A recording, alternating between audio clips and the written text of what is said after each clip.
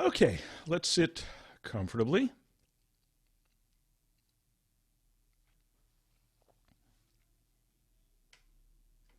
Let's move our bodies around a little bit, get them loose, easy.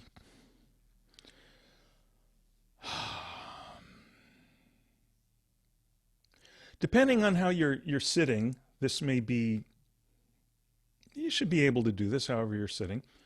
Feel feel where your sternum is, feel over your heart center, and feel what happens if you just have the feeling of raising that up in a on a 45-degree trajectory, as if you're just taking the heart center and letting it swell out toward the horizon. All right. You don't have to arch your head back. Actually, you can look down your nose a little bit so that you're not arching you're not hurting your neck. You don't want it to, don't mix up the head and the heart. Just bring the heart and just have the idea of that expanding, almost like you're going to burst that. And then come back and go the other way. Now we were opening up the front. Now try opening up the back, swelling the back so that your abdominal muscles curl inward. Your head comes down, but your hips and knees are going forward, and your head's going forward as the back muscles are expanding back. Okay, so that you're connecting that. And again, arching, lifting, and don't raise your shoulders as you're doing this. Drop your scapulas. Just opening the heart center to the infinite horizon. And then going the other way, pulling that in, connecting with that, pushing your knees forward, your head forward, contracting your abdominal muscles, opening your back muscles. And one more time. You might feel to inhale as you're doing this, as you're arching. And then exhale as you're curling.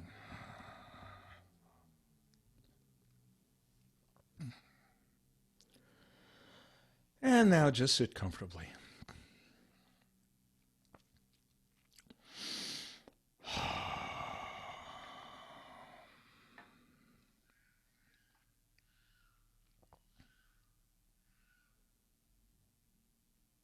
Leaving everything as it is.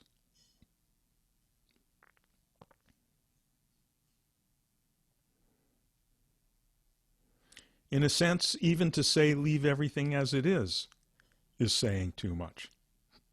In a sense, there's a kind of arrogance to that. What happens if we don't leave things as they are? Will they stop being as they are? I don't think so.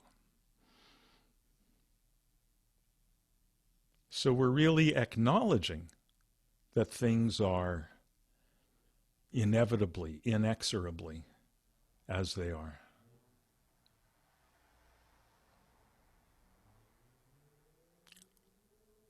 Surrendering to reality.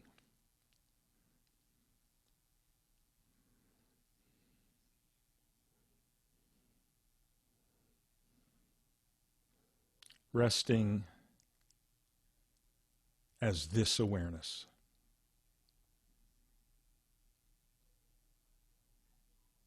Resting as this awareness.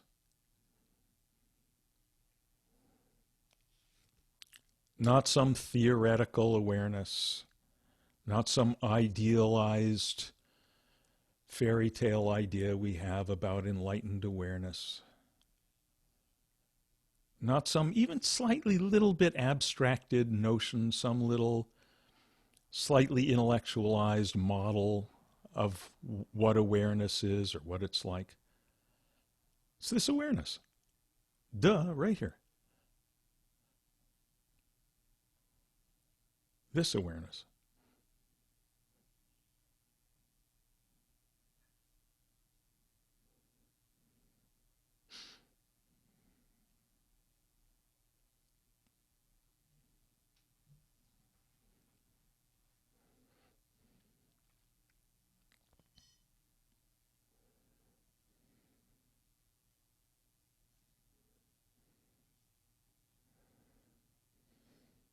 unless you want to try some other awareness.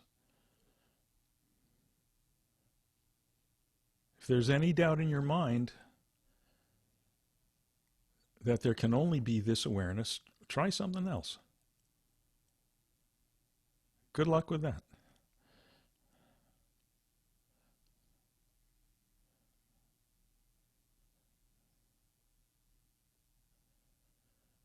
We can notice that awareness is always in the present. Awareness is only ever in the present.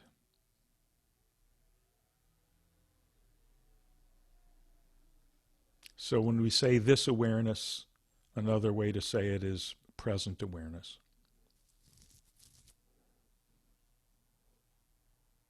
And even if we had some means to change the present awareness, it's too late.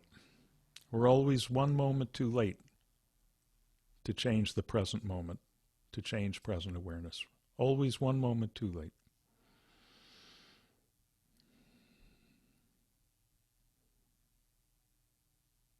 So we may as well accept defeat.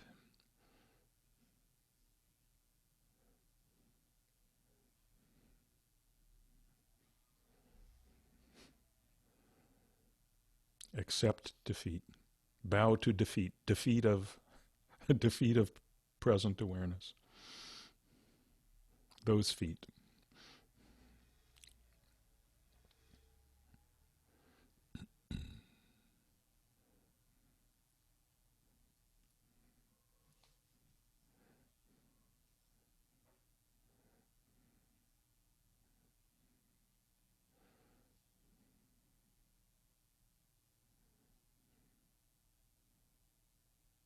Within this resting in present awareness, in this awareness, stuff comes and goes, phenomena come and go.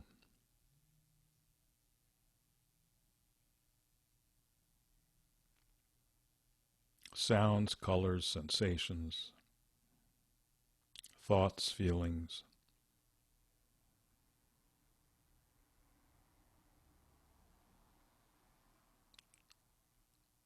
In one word, phenomena. Phenomena. Stuff happening.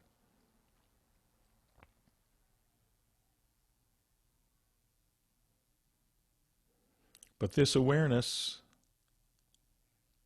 we can notice, is non-phenomenal.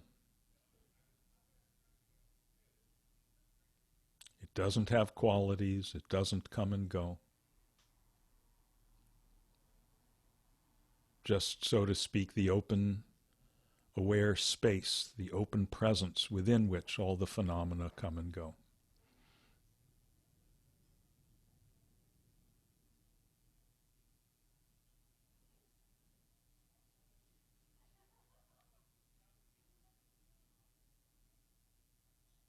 But even to talk about it that way, can you see there's a tendency to have a subtle picture, perhaps, a subtle picture of, oh, this awareness as like a room or a you know, a photo of deep space with galaxies coming and going, whatever. Any subtle picture like that is just another phenomenon within the real thing. It's just another subtle thought within the real thing, which is nothing like that. Nothing like anything.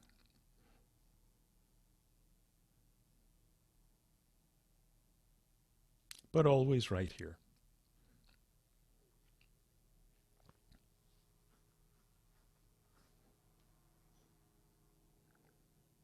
Always available to rest in. Rest in this awareness, not some other awareness that we look for.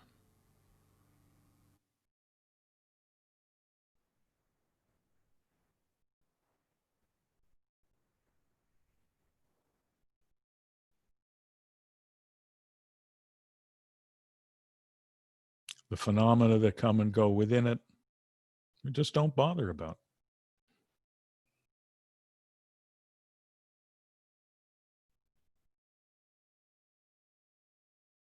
Because none of them has any relevance to the situation of awareness. None of them can improve it or damage it.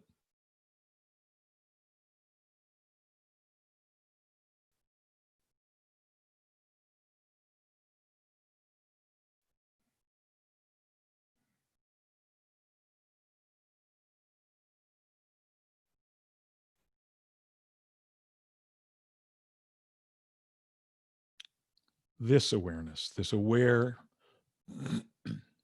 open, for lack of a better word, space within which our joy, our anger, our tension, our relaxation,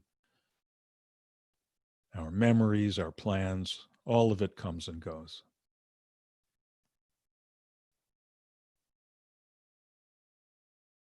This freedom,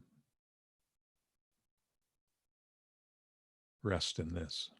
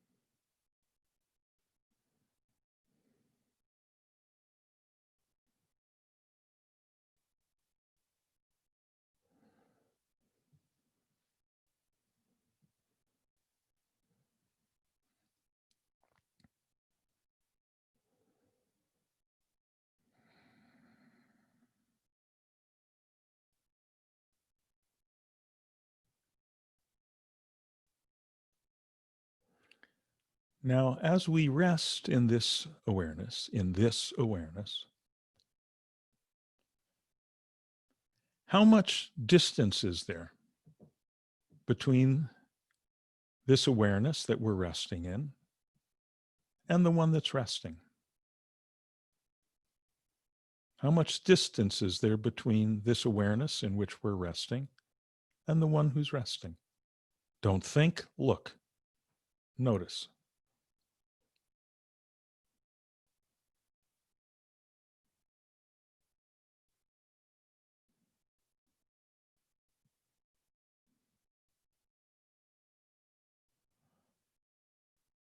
Do you notice that there is no distance? There's no distance.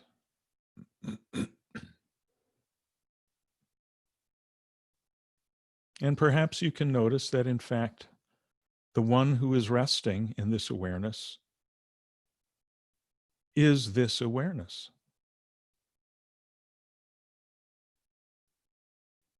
Just notice that. There's not two things. There's just awareness resting in itself, resting as itself.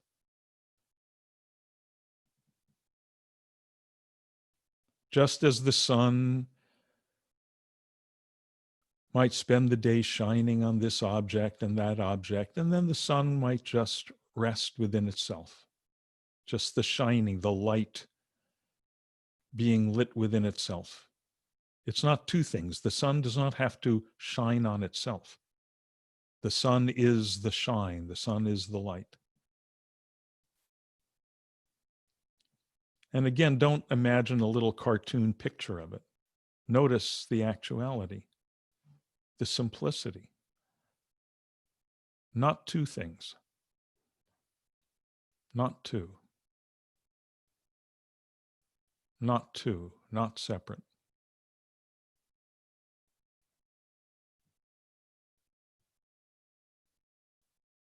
Just this awareness, qualityless, non-phenomenal, resting in itself. Resting as itself. What else can it rest as?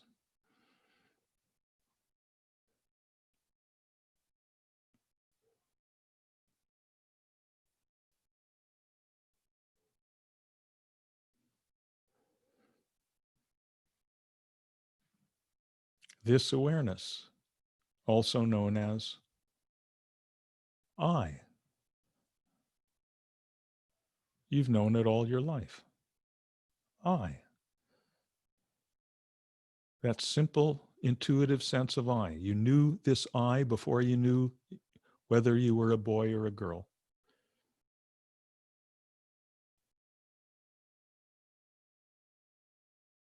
You knew this intuitive sense of I before you knew your name. The most familiar thing in the world. Nothing exotic, nothing to look for. If you're looking for something, you're the one that's looking. The I that has looked at everything all your life. Just rest right here.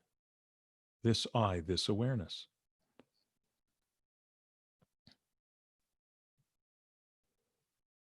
Right here. Always right here.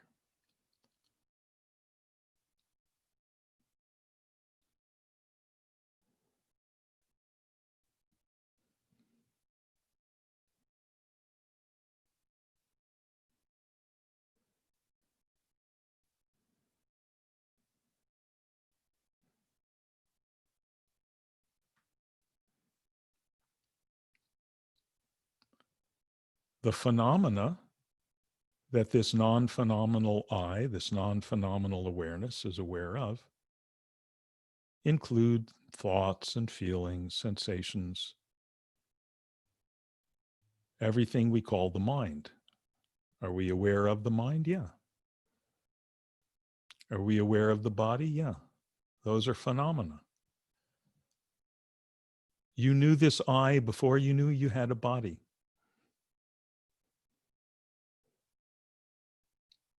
Here it is, your oldest friend, the self, just resting as this.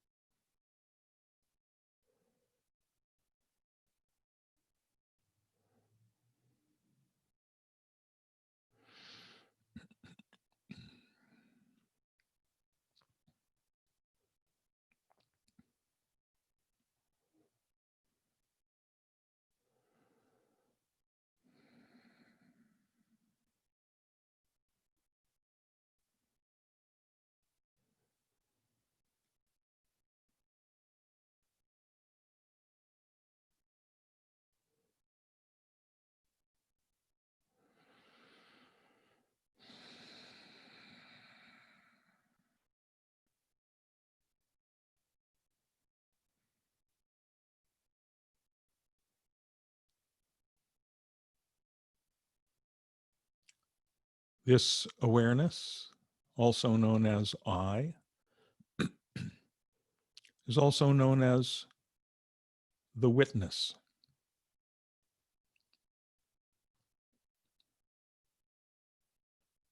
Nothing complicated about that. That name doesn't change anything.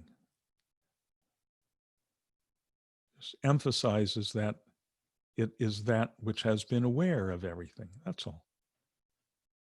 But not changed by any of it.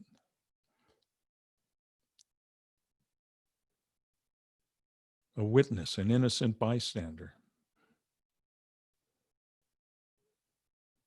Not a victim, not a perpetrator, just a witness. Because nothing can affect this awareness. Because it's non-phenomenal. It has no qualities, nothing that comes and goes. Anything that comes and goes, that's not the awareness. It's something you're aware of. Anything that changes, it's not this I, not this witness. It's something you're witnessing.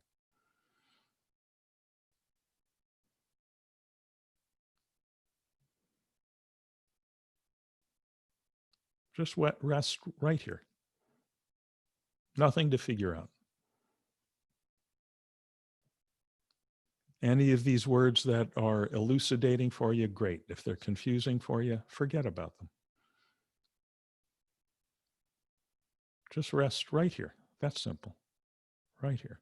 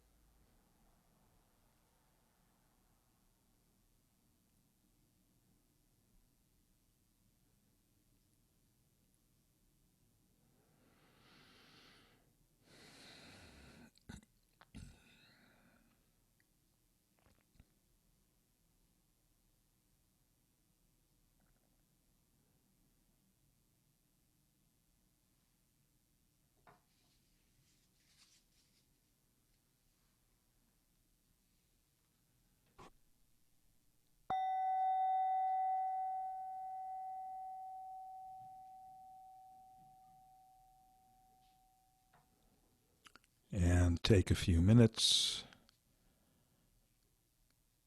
And then open the eyes slowly when you feel ready.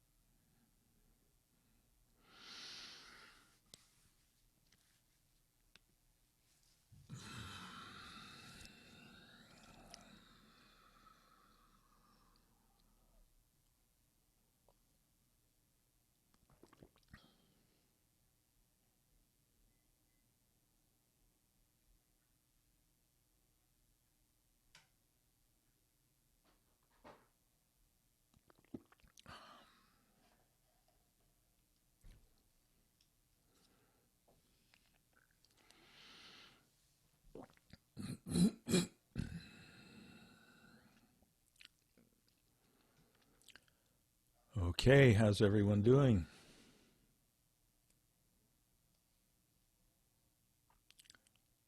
Any questions or observations?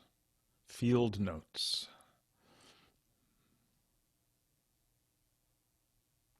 Yes, Larry, please unmute yourself.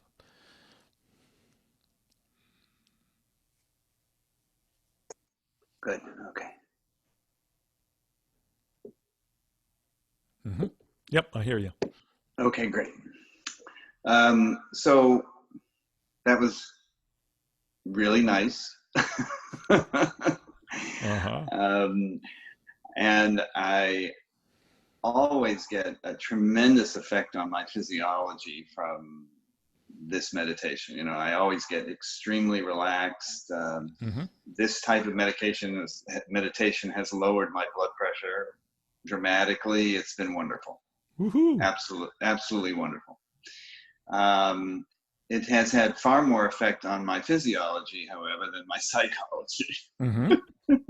But having said that, um, I had spoken to you before about this witness, the Mm-hmm. witness.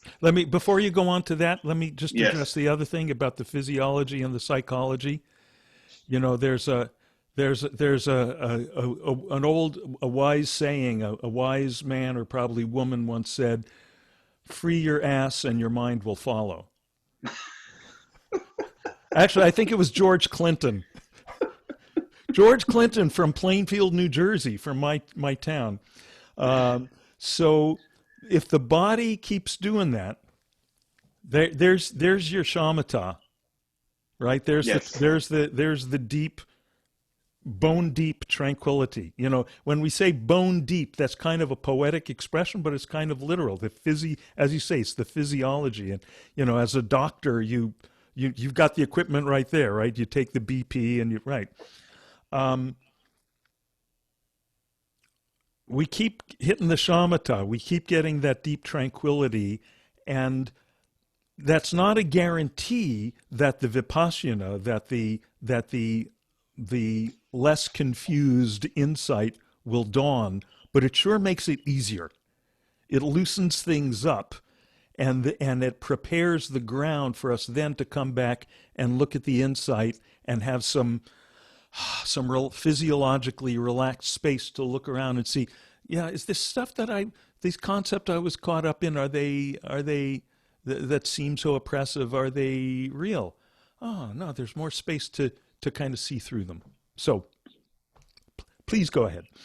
thank you. Well, and we get a few hits of Vipassana every Tuesday and Thursday, so Yeah. that's a good thing. Mm-hmm. Um, So I had spoken to you about the witness because whenever I come across the Advaita people, or whenever I hear the story about the witness, Mm-hmm.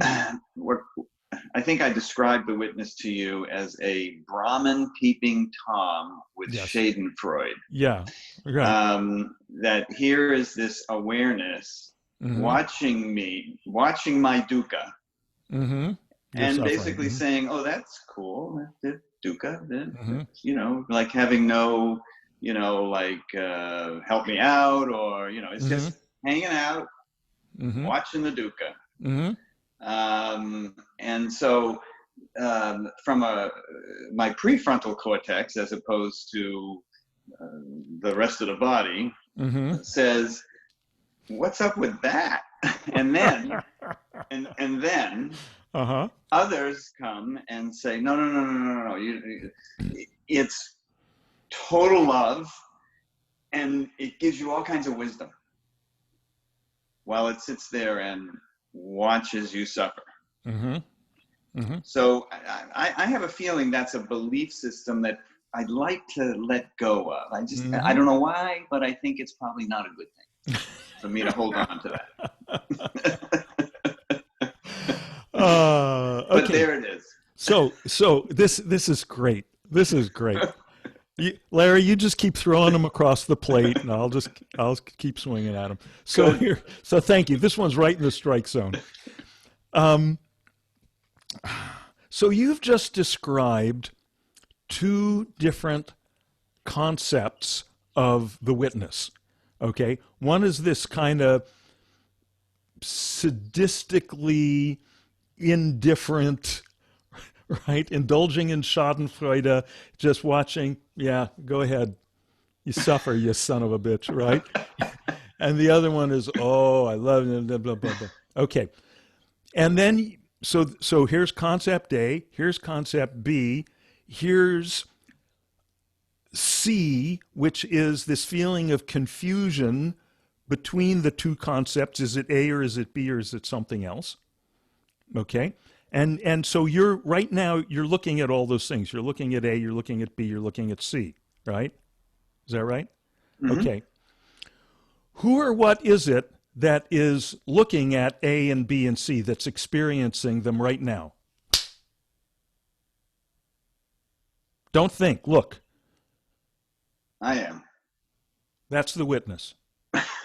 Yes. He likes me being confused between A, No, B, no, and stop, C. stop, stop. There you go again. There you go again. No, no, no, no, no, no, no. No, it's just this I. It's simple. You know, I usually don't use the word witness when I guide meditation. I threw it into the stew tonight because of your email, because I, Yeah. you know, to hopefully introduce experientially the fact that, okay, you've felt the settling, the simplicity of, you know, when we use the word awareness. Oh, it's awareness. It's non-phenomenal. I'm aware of all this stuff. It's like empty space. The stuff comes and goes within it. The phenomenal stuff comes and goes. It's non-phenomenal. I can't find an edge to it. I can't find a color or a gender or a personal history, but yet it's that which is experiencing all the phenomena. Okay? That's all that the witness means. It's just another name for that. Period. Amen. Full stop. Okay? The problem is, see, when we use this word witness, you know, if we use it in the more usual, the non-spiritual, we can say, contexts, there's a couple of different connotations to it, right? One connotation is that it's uninvolved. It's not affected by what's going on. It always makes me think, by the way, this word, it always makes me think of one of the very best lines in a movie full of great lines, which is The Godfather. When Clemenza is getting preparing the gun for Michael to assassinate, who is he, the drug dealer and the cop in the little Italian restaurant? In the restaurant, yeah. Yes, and they're testing the gun, and he says, I left it nice and loud so it'll scare away any pain in the ass innocent bystanders. So, I mean, that's just great. That's untoppable. Now, so I always associate that with this word witness. Pain in the ass innocent bystander. That's how I felt about it. Right. But the thing is, that's not it. It's much simpler than that. So usually in this word witness, like the witness to a crime, we associate, there's two connotations to it. One is it's uninvolved. It's not the perpetrator of the crime. It's not the victim of the crime. It's just some uninvolved other thing that experiences it. Okay? So, uninvolvement, non-involvement. The other aspect is, when we normally use it, is that it's an entity, like it's a person, someone. Like there's one, and there's a victim, there's a perpetrator. And so when this word witness is now brought into this spiritual or meditative or philosophical context, we more or less unconsciously, subliminally or something, tend to bring those connotations in with it, but they don't belong there. See, that's the problem, that when you're thinking of it, you're thinking, oh, is it a sadistic, um, uh, uh, you know what you're describing? You're describing sociopathic psychology, right? You're describing the way a lot of people have been talking about, certain political leader who shall remain unnamed. Okay, that he or she or he is is just malevolently indifferent to the suffering of the ones that he's responsible for, right? And so you're ascribing this kind of personhood to this so-called witness. Or then to try to balance that out, along come your other spiritual friends telling you, oh no, it's the nice, loving, it's the Santa Claus. It's not Trump, it's Santa Claus, right? So, and the correct answer is no, it's neither. It's you. And by you, I don't mean Larry, because Larry is a name and a concept and a whole iPhoto album full of alleged personal history that the real you is aware of. Looks at when it thinks of it. When you don't think of it, when you don't flip back through your personal history, none of that has any existence for you. Okay? That's another side issue. But the point is, it's not this. You're asking, is it this concept or is it that concept? I'm saying no, it's not either concept, and it's not any other, and it's not the concept you might come up with next week or the week after that. Whatever concepts you come up with, it'll be those are something that's in front, so to speak. You're looking at you're like, in your mind, you're looking at it. You're looking at the concepts. It's not any concept that you're looking at or will ever look at. It's the one that's looking. It has no qualities. It's not malevolent. It's not beneficent. It's none of the above. Neti, not this, not this. But what about no, not that? Before you can finish the sentence, what about no? You knew they were coming, right?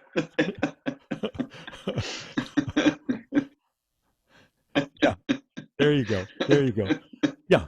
Yeah. And that's what this is the vipassana here. That's what we're playing with this now. We're playing with the insight. And I'm not sure which group I said this to recently, but something that I can't remember this Lama's name, this Lama from Canada that I did a little bit of studying with. And I got from him the most important understanding that I've gotten about the relationship between shamatha and vipashyana, tranquility and insight, the settling and the seeing, which is, he said, if you get the shamatha, you may or may not get the vipassana. You can get deeply relaxed by, just getting a massage or, getting drunk or something. And that doesn't mean you're going to have, clear, ultimate, non-dual insight. So, or you can get very relaxed either through meditation or through anything. It might be a massage, might be walking by the beach, and you just get so settled that, kind of your mental clouds open up and you see clearly what's what, that there is no, all the apparent concreteness and heaviness of your concepts and your history and your suffering and all that just kind of falls apart. I think we've all had moments like that. And that just gives us the taste of it. Oh man, we want to be like that all the time. And that's awakening. And guess what? We're becoming like that all the time. All right. So if you get the shamatha, you may, or the tranquility, you may or may not get the insight, the vipassana. But, said this Canadian Lama, whose name I can't remember, if you get the insight, if you get the vipassana, you will definitely get the shamatha. Right? When you see that all your suffering, all your concepts, oh God, is it this or is it that or is it that? Do I have to worry about dying? Am I following the right path? When that clears away, it's really relaxing. Right. Okay? But the two work together. The one promotes the other. So we work them both, and by work I mean don't work. But I mean be on it. Okay, is this helpful? Yes. Good. So we've gone from the witness being an entity Mm-hmm. that watches and either enjoys the spectacle or tries to run away from it. Right. We've gone away from that, and instead we recognize the semantics of that. It's not quite right, and we're Right. back to the spacious, non-phenomenal Mm-hmm. awareness, and we're not attaching any mm, um, well, I was about to say any value to it other Yeah. than Yeah. No, it is. Yeah. There's no value. There's zero value to it, but it's what we're always looking for when we are seeking value. What we're right, really looking for, and it's the one that's looking for it. Now, right, and just that was the other point you made that I found very powerful and very opening, was this Mhm. idea that all of the things that we do for pleasure or to fix our lives are actually usually aimed at this. That oh, they're they're just all aimed that at this. they're all aimed at this. Not usually. Right, and Not usually. that's powerful. I found that very powerful. Yeah, yeah. Because the I is by its nature, the I must be looking for the I. If the I is not experiencing the I, just existentially, it's going to be looking for that. And you know and you know the, something I read many years ago in Mad Magazine. You always find things in the last place you look. Right? Right? Isn't that true? By definition, you always find things in the last place you look. So we will look everywhere else, and the last place we will look is the looker. Right? So 2 minutes ago, when you were saying, okay, so we get rid of the semantic stuff, it's not it's not this kind of entity, or this, it's not any kind of entity, it's non-phenomenal awareness. So A plus on all of that. But then the next thing is, as we're saying that, are we just replacing an old, screwed up concept with a more cleaned up, correct, and less oppressive concept? Or are we using those words in the most skillful way, which is to remind us, oh, this right here. Not okay, here's a bad concept, here's a bad concept, here's a better concept. No, it's this one right here that's seeing the concept, seeing all the concepts. That very same one that's tasting the soup. The very same one that's feeling the pressure of the chair against the bottom of your butt right now. Right now. That one. Okay? Keep coming back to that. That's the simplicity of that. And know that all those words that you've been, those beautiful, elegant words from all those traditions that you've been blessed and cursed with, with hearing and reading for these years, that's what they all refer to. Think of the simplest, clearest moments, in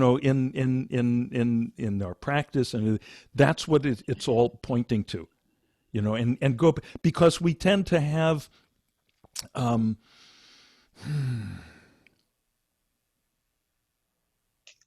we tend to carry around like the vestigial shadows or echoes of our old understandings of these things, even when our actual experience has moved on from that. Right? It's kind of like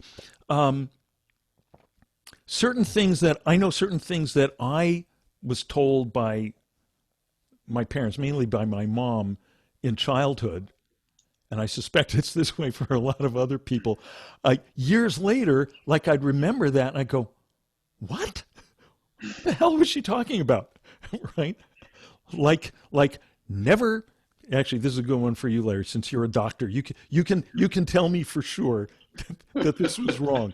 Like one of the many pieces of I believe misinformation I got from my mom was never pinch anyone because that can turn into cancer. No. That's a no. Thank you. Okay. Okay.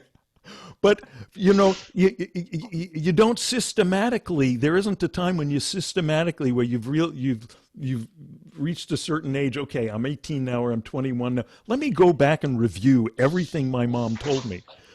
But once in a while, one of them will come up. You'll go, "What? Where'd she get?" And actually, I'll bet she got that from her grandmother from the old world, who shared a bedroom with her for several years when she was a kid, along with the songs from the Yiddish theater. Um, but so in a similar way, we have, in this case, not from our mom, but from the books, the misunderstood or just less than optimally understood books that we've read and tapes we've listened to and so forth over the years. We're still carrying around some of that, the shadows of those things that we haven't turned around and systematically looked at it and go, no, that one's bullshit. That one's pretty good, right? We haven't done that. So and carrying that around can put little shadows on our insight. So it's valuable to kind of haul those into the light of day and go, what? Because once we haul them into the light of day, they evaporate. They're like vampires at sunrise. So you don't have to do anything about them. And they're vampires. They suck our blood. That's a Okay, good one. and okay. Anyone else got anything coming up for you tonight? Okay, if not, or until you do, I'm going back to you, Larry, because there's something else that you mentioned in your email. Okay, which was kind of connected with this, with your idea about your ideas about the witness, and you're talking about some of the non-dual teachers Oh yeah, the that new. yeah, and and in particular, and we can talk about this, that you mentioned that I frequently refer to a teacher that I have deep respect for and that I'm very Mhm. grateful I've encountered, who's Rupert Spira, who, as far as I'm concerned, I don't know of anyone that's clearer, more like precisely, clinically clear about this stuff than Rupert. And Okay, y'all, but Dean, he's not funny. no, he's not. Well, Yeah. that's the next thing I'm coming to. He's not. And particularly when you've got this tied in with this idea of the witness, and of even with or without this word witness, this idea of awakening and enlightenment as being something that's just flat and passionless and quote unquote detached, another word that gets totally misunderstood. I never use that word because it's guaranteed to be misunderstood. And then you find a teacher like Rupert who's so clear and so seems so clearly to be, he's there, he's awakened. If there's anyone who I've been around who is, he's one of them. But he's, as you say, he's not funny.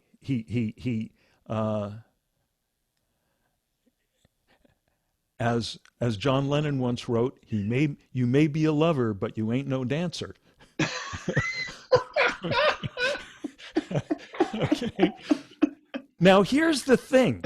But this is very valuable because it's not just about Rupert. This is just about being around awakened people in general, and how it can be confusing when you say, yeah, but this guy's like this and this one's like that. And what does that tell us about awakening? What it tells us in the case of Rupert is that he's British. And he knows that about himself. He jokes about it, and Rupert does joke. All right, he knows that. We had this one retreat we were on with Rupert a few years ago up in beautiful place in Northern California, in Burlingame, I think, south of San Francisco. And in non-quarantine times, by the way, he comes to the U.S. I think he does 2 retreats a year, one in the Garrison Institute in the East Coast and one here in the West Coast in Burlingame. And I really recommend them. They're great. So at the end of the last night of the retreat, we had the talent show. He always loves to have the talent show. And I got up and I had my ukulele and I sang some mantra and some song. And Rupert, you'll never hear him sing a mantra. You'll never hear him do anything. And number one, you could see him choking up as I was singing the mantra. Okay, just want you to know that. Number two, I introduced my little talent act with a couple of jokes. And what I said was, and if you've ever seen Rupert's books, right? So if you've ever seen the Rupert's books, you'll get this joke. I said, "Oh, have you heard, everyone? There's a new edition of the collected works of Rupert Spira. It's called 50 Shades of Grey."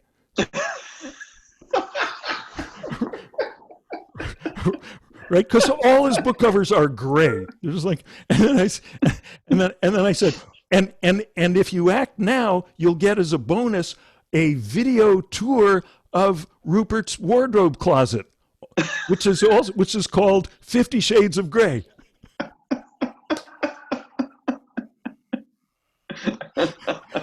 And and Rupert laughed harder than you're laughing now. Okay? So the thing is, we expect one of the kind of usually unspoken misconceptions about awakening is that all your conditioning goes away. By conditioning, I mean all the specifics of the phenomenal apparent self, the person that you present to the world, aka the personality. There's this tendency to think, oh, the personality goes away. Or the personality assumes some kind of ideal form that corresponds to my concept of what an enlightened personality should look like. Now that personality is also referred to as the conditioning because it's kind of like the sum total effect of all the conditioning that we've had, starting with, when the sperm meets the egg and which DNA we got and how we were raised and what happened before that, yada, yada, yada, back to the Big Bang. All those almost infinite chains of cause and effect that wind up structuring this body, this, my voice sounds like this because my pipes are shaped like this. I had this, had this for breakfast. All of this affects the way I present, right? Yours is different. Rupert's is different. When we become awakened, which is usually for most people, not all people, but for most people, it's not bang overnight or in one moment, but it's incrementally, it's slowly. As we become more awakened, it's not that personality, that conditioning disappears or dissolves into some cosmic pablum, right? It's still there. The difference is that you're no longer caught in the illusion that is what you are. That now becomes part of what is, for lack of a better term, witnessed. Okay. That you see that's just more of the phenomena, just like the body is something you're aware of. The personality is something you're aware of. So Rupert's British. There's an aspect of him that comes across as kind of stiff and repressed, and he knows that, and he laughs about it. Right? I think of these teachers. Excuse me one second, but yeah. I think of the like some of the teachers I've been around is I think of them in terms of beverages, right? Like are any of you are familiar with Mooji? Some of you have seen, right? To me, Mooji is like he's a what do you call it? Like a, I'm not a drinker. One of those colada drinks, with the rum and the, what is it? Pina colada. Pina colada, thank you. With the rum and the sweet fruit juice and the paper, colorful little paper umbrella and all that. That's what Mooji is like. He's very sweet, and he's a big Jamaican teddy bear, and he's funny and full of charisma and personality. Um, if you've been around Adya, I know some of you've been with Adyashanti, and I mean Adya he's like to me he's like an all-American. He's like a milkshake, right? He said one of his students, he said, once described him as Charlie Brown on acid. Right? Right. Um, and in that context, to me, Rupert is a very, very, very dry martini. But it's really a valuable experience, I think, to be around different. So, by the way, I was saying this one day, and someone said, "Well, what beverage are you, Dean?" And I said, "Cappuccino breve." um, but I think from my point of view, it's very valuable to be around different teachers who present in these different ways, who have very different personalities, so that it becomes clear to you that the personality is not it. So what is it that comes through the Mooji style of the Mooji front, comes through the very different Rupert front, comes through the very different Adyashanti front? That's not the front. That's the same thing, the same light, the same nothing coming through those different apparent somethings. That's it. And that's that witness that you're being confused. The same one that comes through the Larry front. Well, I sat with Mooji, Uh-huh. and Mooji. See, to me, if I had transcended my fear of death and I had basically got it, I think I'd just be a little bit more joyful than Rupert. Mm-hmm. Yeah. I think I'd be a little more joyful. I don't know. I can't be Mooji because I don't have his physicality and his Yeah. personality, but I'd be more like him in the Mm-hmm. sense that he sends off Yeah. that And joy. you're probably right. And I think if you have you sat in person with Rupert? No. Yeah. And I think if you do that, which Yaf and I have done a number of times, I think you'll discover that Rupert also is completely joyful. Oh, It's good. just the way that it expresses is much quieter. He's excuse me, and I can tell you for sure he is totally loving. Okay. He is he is he's not squishy. He's not sentimental. Yeah. Yeah. Yeah. Yeah. He's not. But those are all that's all the kind of easy, cheap, outward, ways of that we can express. We can express love either authentically or inauthentically. And let me say one more thing, that I think there's different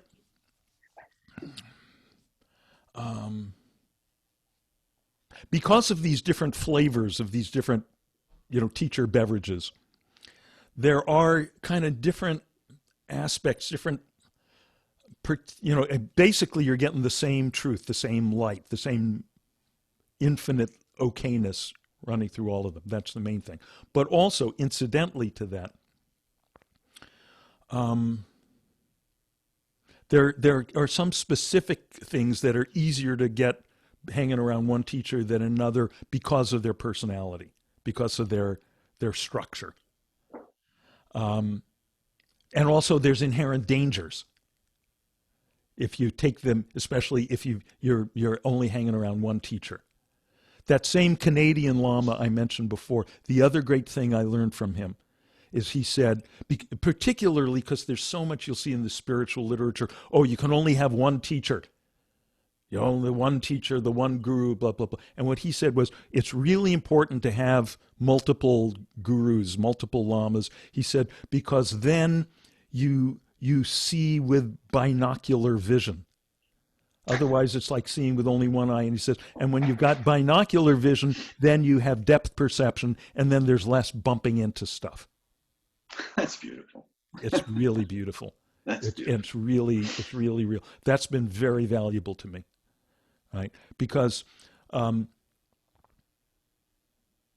know, so being around, I would say, just speaking in very general terms, okay, I would say being around a more low-key, clinical, dry teacher, there's the danger of missing the part that's juicy and expressive and poetic and musical and singing and dancing and all of that.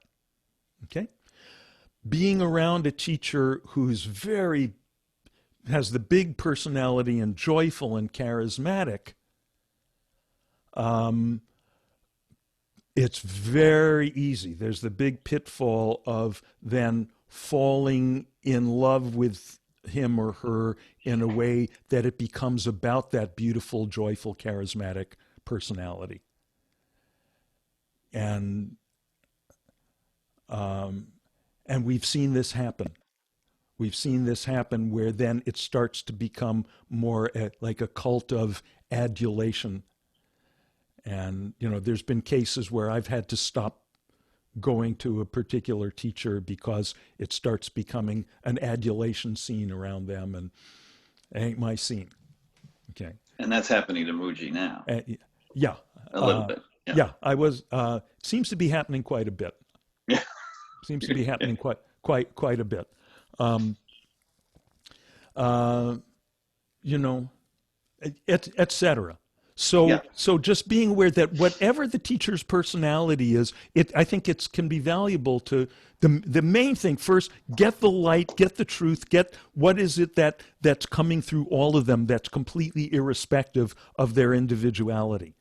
And then get, okay, what in particular can I get from this one's individuality? And what's the thing about this one's individuality that maybe I take with a grain of salt and balance it out by hanging out with some different individualities. Something like that. I guess I have to find another date for Thursday night. Is that what you're telling me?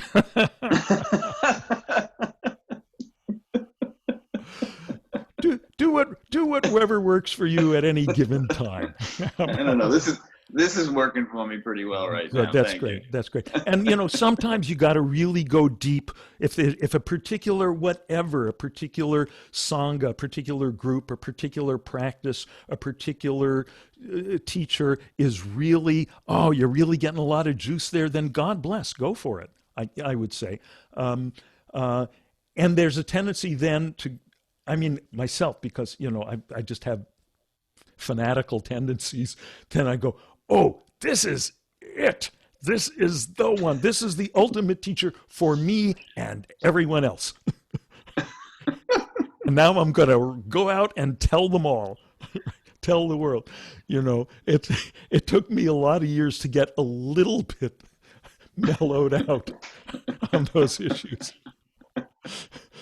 to curb my evangelical enthusiasm.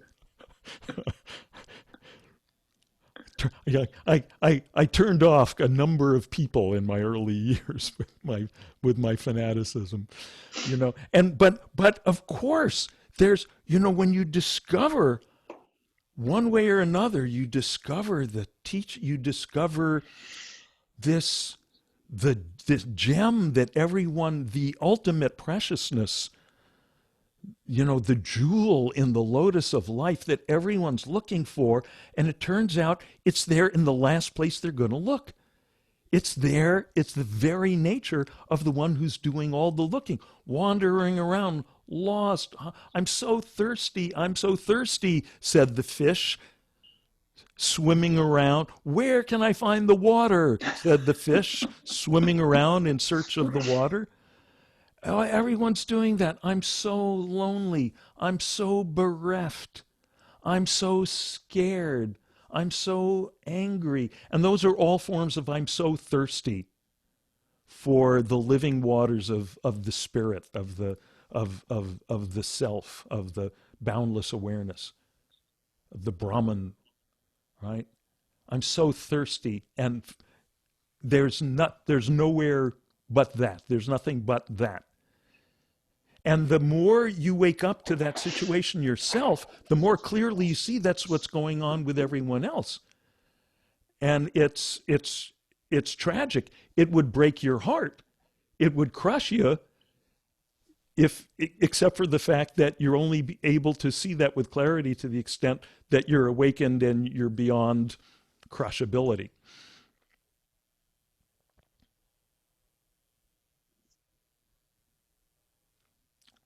Yep. Yep.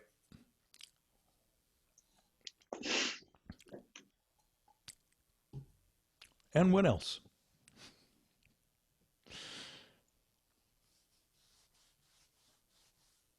Anything else on anyone's mind tonight?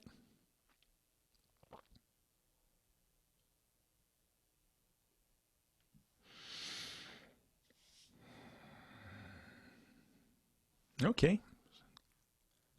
No law says we've got to jabber all night. Let's do something else. What should we do? Ah, uh, no? Okay. Can I ask about Ah, crushability? How you can get that strong, not to get crushed when you see kind of more than you're able to see? yeah. Okay. That's a great question. How do you get strong so you don't get crushed by that? Well, it's interesting the way that you put that just now, Anna. You said, when you see more than you're able to see. And think about those words for a moment. Is it really possible that you see more than you're able to see? Sometimes it's on the age. So it's really, I am shocked sometimes that suddenly I see more than I saw a couple of days ago. Right. I'm on the edge of crushing, but somehow, yes, I get this strength for the second. Yeah. But On the edge. On the edge, yes. all the time on the edge. Yeah. Right. Um, yeah.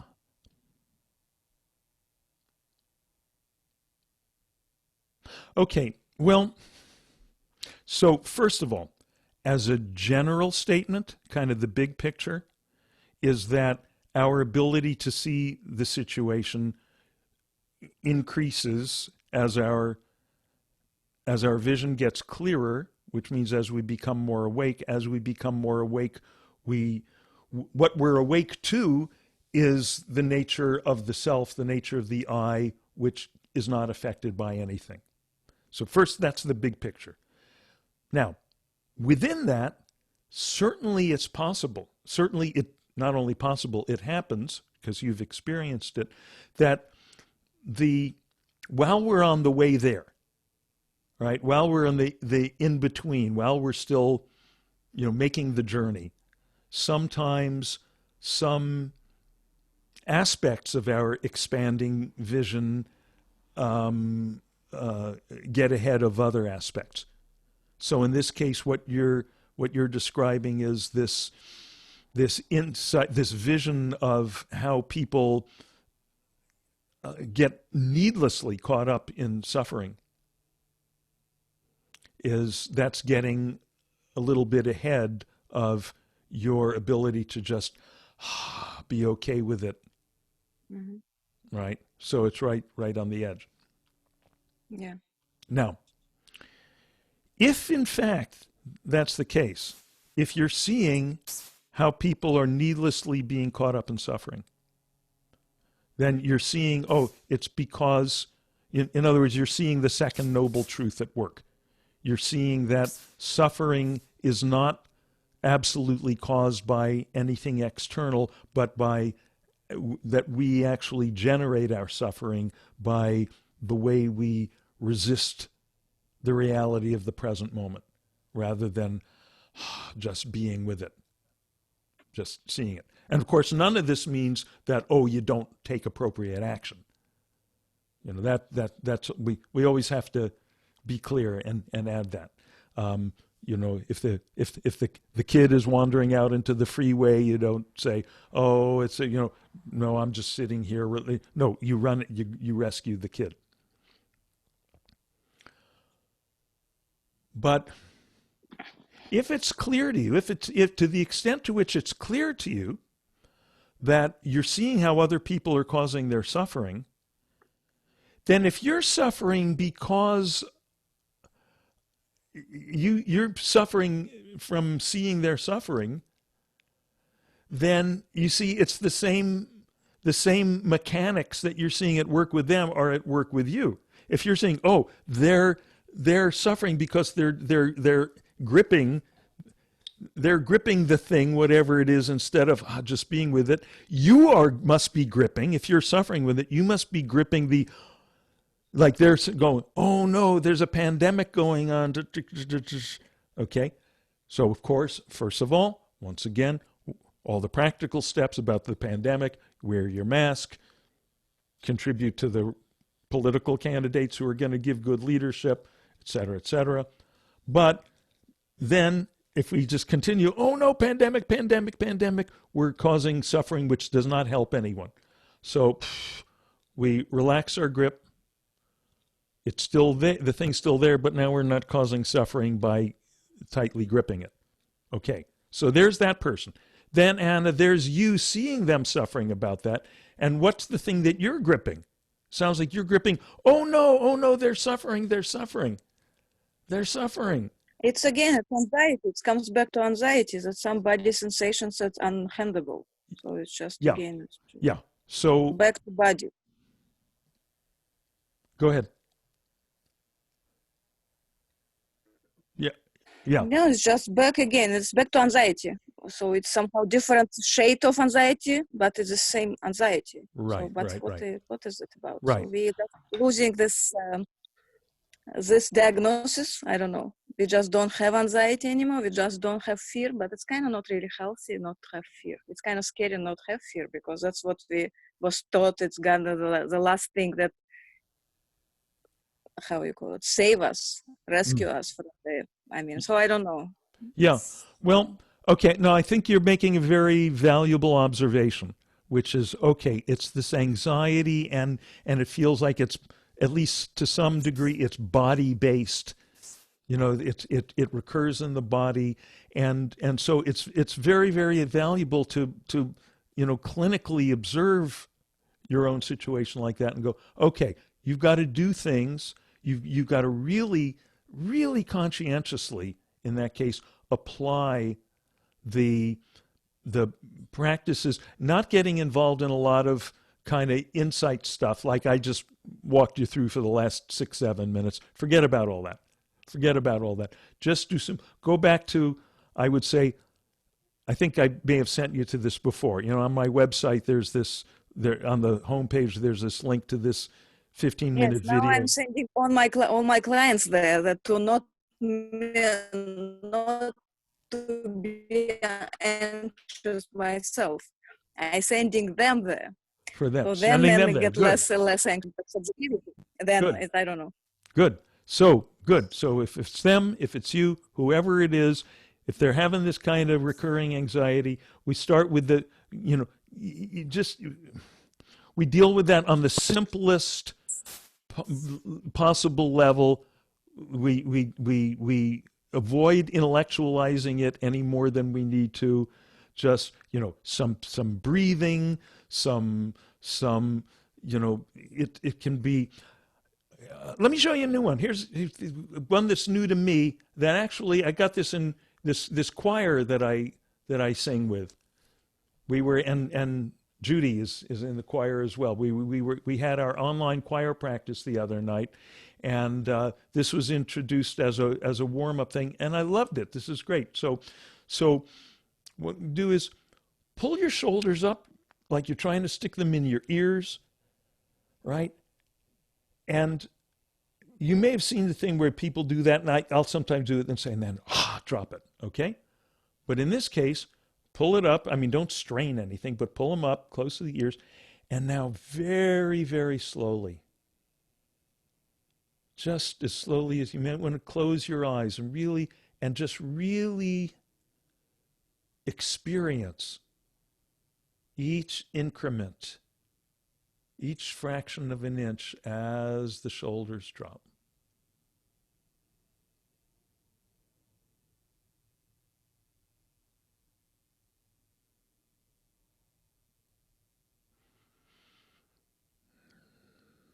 Don't forget to breathe.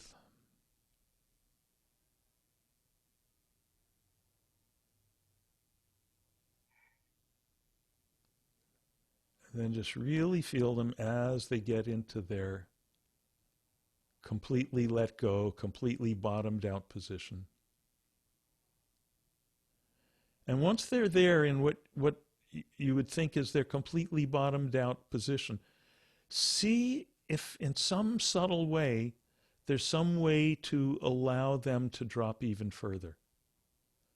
Not pushing them, not using the musculature at all. Is there some space below the space, some unexplored space, some sub-basement below the basement? Maybe very subtly. Maybe it's more energy in the energy field than the physical field.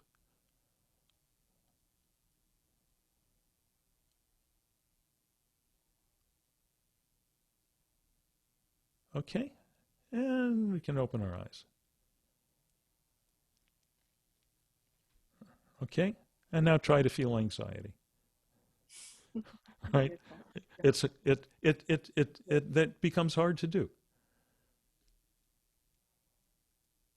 Okay, so things like that, physical things. And by the way, there's a thing I learned years ago from Charles Genoux, Buddhist teacher that we've spent time with, who does a lot of things with the physicality. And say, because a lot of people will tell you, oh, drop your shoulders. You're carrying all that stress on your shoulders. Drop your shoulders. And he's the one from whom I first learned, oh, someone who's caught up in anxiety that has stress on their shoulders, they won't see the possibility of dropping them. So start with the opposite. Start with the opposite and go from there. Right? And a lot of things work like that. A lot of things work like that. If if you're pushing too hard with something, whatever it is, physically, emotionally, something, try and if people tell you ease up, and but so maybe push a little harder, and then from there, so you can feel what it's like to consciously be pushing harder than you need to, whatever it is, and then from there ease back. See how far back you can ease. When I was an English teacher, and I do writing exercises with my students, and this is at this very high-toned prep school. We were getting the kids all ready to go to Dartmouth and Yale and Brown and places like that, and most of their English teachers, including me, we would have them all writing these highly structured academic essays, but they would get very tight about their writing that way. So I would sometimes say, okay, today, take a pen, take a piece of paper, and start just writing, just making loops, and really press hard. Press down, see how hard you can press down making loops, and now start relaxing your hand. See how, until, eventually see how lightly you can be pressing the pen against the paper and still have it leave tracks. And then grip the pen really hard, and then how, looser and looser, how loosely can you be holding the pen until just before it falls out of your hand. So now you're writing in this very relaxed way, right? Just making loops. And then I would give them a prompt. I would say, okay, now I'm not going to collect this, by the way. So don't censor yourself. Don't worry about grammar, spelling, anything.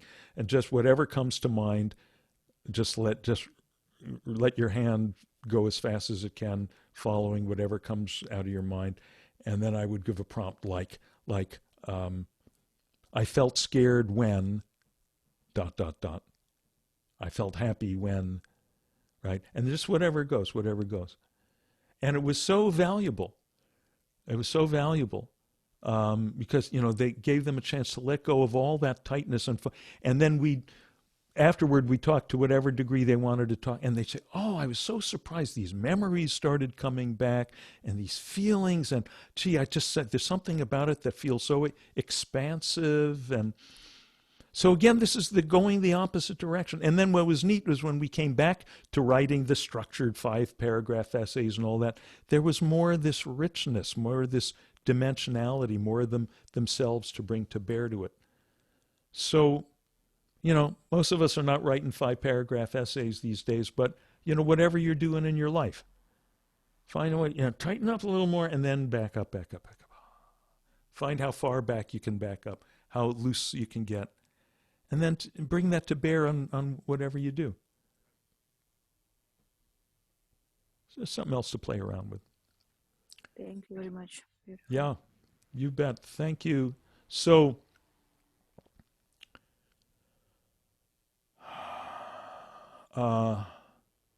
this Sunday, we have Kabir Part 2. We had a good time with Kabir last Sunday. So any of you feel to join us for Kabir Part 2, wonderful poet. May all beings swiftly notice the simplicity of the infinite okayness that they've been all along.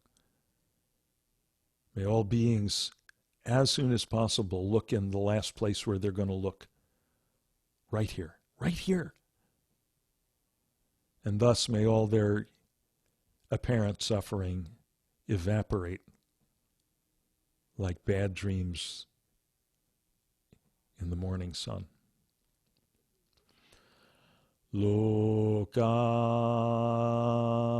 samastaha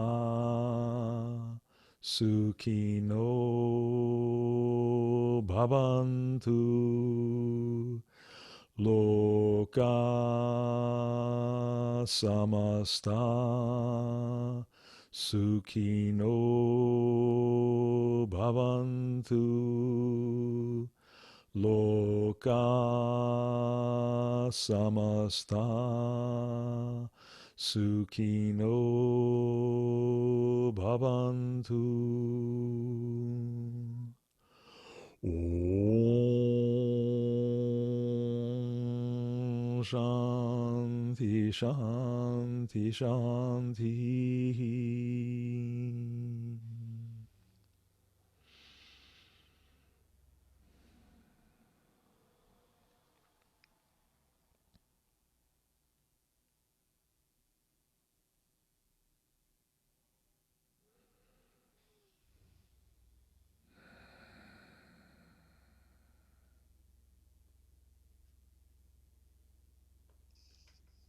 Thank you, everybody. Thank you. See ya. Thank you so much. Bye. Thank you. One Thank more you. thing Good quickly, night. Thank you, Larry. Dave. Larry, Yes. when we had that talent show at the Rupert retreat, this one friend of ours went to Rupert. She said, "I want to do my stand-up routine, but all my jokes are dirty. And I don't know if I can tell these dirty jokes at the end of this." And Rupert said, "Oh no, absolutely. You tell all those dirty jokes." And he roared at them. Just saying. Got it. Good. Okay. Thank you, everyone. Thank you. Thank Good you. night. Enjoy being.